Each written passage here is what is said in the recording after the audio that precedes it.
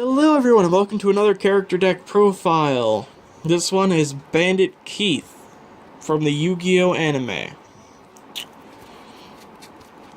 Now this deck is arguably underpowered or very overpowered depending on what the hand is. Okay, that's the same thing for every deck, but this deck especially because there are some really broken things in this deck. Now let's get started. Double Barrel Dragon. This is the best card in the deck. It is literally amazing. You toss a coin 3 times, if 2 of the results are heads, you can destroy 1 monster your opponent controls, or is it just 1 monster on the field? 1 monster on your opponent's side of the field. It's 2600 to 2200, ace monster of the deck. I think about putting a blowback dragon in this deck soon, and I'll show you the card I'll drop for it if I decide to. Next up, 1 Launcher Spider. This is what I'll drop if I'm going to put a blowback dragon in this deck. Because Launcher Spider's a normal monster, 22-25, he's not that great.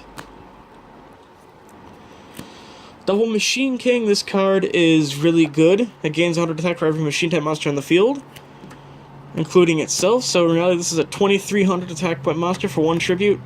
And if the opponent has Jinzo or something like that in the field, it goes to 2400. So it's a good card. And special situations like that. Next up, Triple Mechanical Chaser.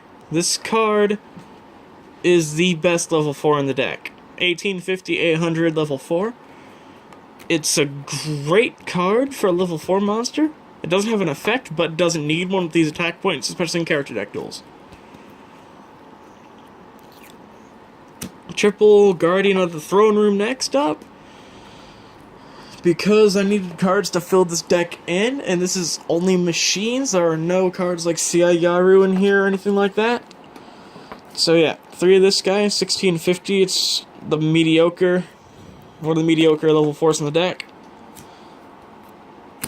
1 Robotic Knight, he never played this card, but I needed this deck space, so I put 1 in. 1 Overdrive, same story as Robotic Knight, for why he's in here, but he's 1615. He's a weaker version of Robotic Knight with different attribute.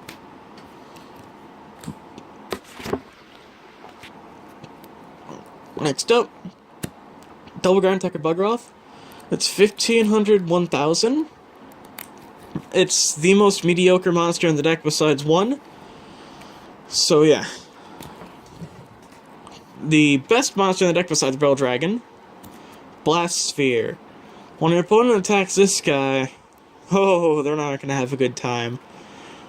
This card targets 1 monster the opponent controls, equips itself to it, and during the next standby phase, that monster blows up and your opponent takes life point damage equal to that monster's attack points. So yeah, it's amazing. And it also blows up that monster too. Cannon Soldier, same story as Ground Attacker Bugroth. I need some cards to fill in the space. This is a very mediocre card. It's 14-13. Its effect is I contribute a monster to burn my opponent for 500 damage. This is okay to finish up games if you want to, but I don't know why you would do that with this card when you have so many other options in the deck. Double Cyber Falcon. He never played this card, but same story as Cannon Soldier and a couple of the others. This is the most mediocre card in the deck. It's 14-12 normal monster. It's not the greatest thing ever, but it's alright. It's okay.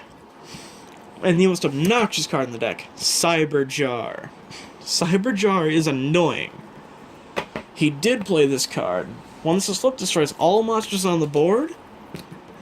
Then you pick up the top 5 cards from your deck, especially when any level 4 or lower monsters among them, and the rest go to your hand. So this card is amazing. This is one of the few low attack point effect monsters in these character decks that does so much damage.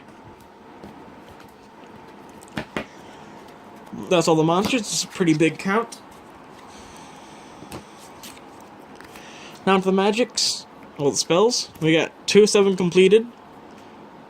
We got 1 that says magic card, 1 that says spell card. This is one of the first prints. This is one of the newer prints.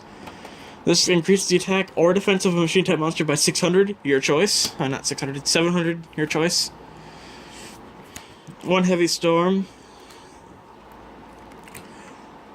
2 Machine Conversion Factory, increase the attack and defense points of a machine monster by 300 points. Next up, Megamorph. Either doubles monster attack points or halves it, depending on your life point count. So you can give this to an enemy monster and have its attack points if your life points are higher than theirs.